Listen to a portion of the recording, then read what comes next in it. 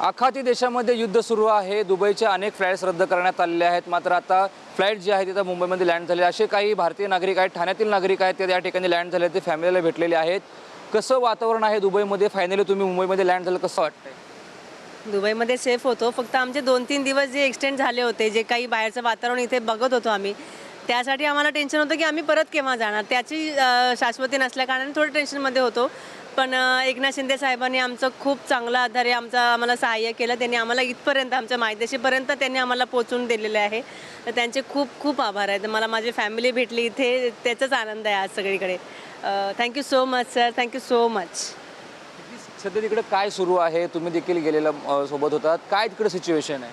तिकडे खूप म्हणजे मध्ये मध्ये आवाज येत होते, बॉम्बचे, जोरात मिसाईल्सचे आवाज येत होते बेसिकली। आणि रेट सगळे हाय झालेले हॉटेल्सचे, आणि दिवस एक्सटेंड झालेले, एअरपोर्ट बंद होतं। तर आणि इंडियात खूप रॉंग न्यूज दाखवत होते, मिसगाईड करत होते। तर आम्हाला फॅमिली खूप घाबरली होती। तर सगळे आम्हाला कंटिन्यू कॉल करत होते फॅमिली। पण मग ह्यांनी आम्हाला, मुन्ना भाई आहे जे पडवळनगरचे, त्यांनी आम्हाला अडचणीत आमच्या खूप मदत केली आणि त्यांनी एकनाथ शिंदेपर्यंत आमची पूर्ण अडचण पोहोचवली। आणि मग त्यांनी आम्हाला तिकीट्स पाठवले एमिरेट्सचे। मग आम्ही फायनली आलो। त्यांच्याशी काही बोलणं झालं का, किंवा सरकारने कशा प्रकारे सहयोग केला? त्यांनी एका कॉलमध्ये आमचं सहकार्य केलेलं आहे की एकच आम्ही सांगितलेलं की प्लीज त्यांना सांगा एकनाथजी साहेबांना की आम्ही दोघी इथे अडकलेलो आहोत, कारण आमचा संपर्क कोणाशी होत नव्हता। तर त्यांनी त्या एका कॉलमध्ये त्याच संध्याकाळी, त्याच रात्रीपर्यंत आम्हाला तिकीट पाठवलेलं आहे। आणि आम्ही आज इथे पोचलेलो आहोत आमच्या मायदेशी। तर त्याचा आनंद आमच्या सगळ्यांच्या चेहऱ्यावर तुम्हाला दिसतोय। आम्हाला वाटलं नव्हतं आम्ही एवढा लवकर पोहोचू इकडे। आम्हाला वाटलेलं खूप एक्सटेंड होऊ शकतात दिवस, 40 डेज। आम्हाला खूप घाबरवत होते इकडून की 40 डेज एक्सटेंड होऊ शकतात किंवा अजून महिना पण जाऊ शकतो। पण आम्हाला त्यांनी 2 दिवसात अरेंज करून दिले तिकीट्स आणि आम्ही इथे पोहोचलो। विद्यार्थी आहात, काय तिकडची परिस्थिती? तिकडची परिस्थिती तिकडे सगळं खूप नॉर्मल आहे। जेवढं इकडे हाईप केले आहे न्यूज, तेवढं तिकडे काही नाही आहे। तिकडे खूप नॉर्मल आहेत गोष्टी।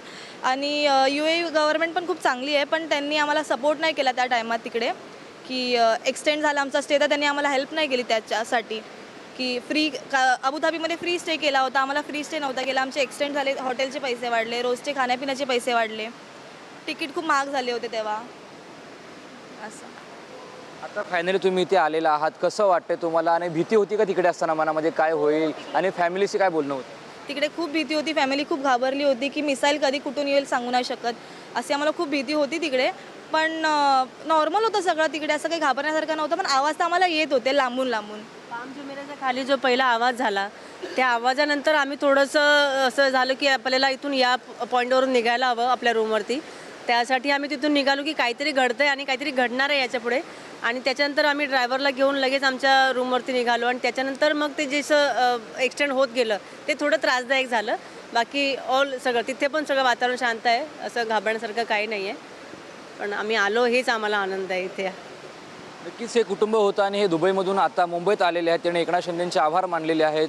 तिकडची परिस्थिती आहे त्यांच्या वतीने सांगण्यात आली आहे, त्यांच्या कुटुंबाच्या वतीने देखील त्यांचं वेलकम करण्यात आलेलं आहे। त्यामुळे आता आणखी काही नागरिक असतील, आणखी काही रहिवासी असतील, ते कसे येतील हे देखील पाहणं तितकंच महत्त्वाचं असणार आहे। कॅमेरामॅन आशिफसोबत रणजित इंगळे, TV9 मराठी, मुंबई।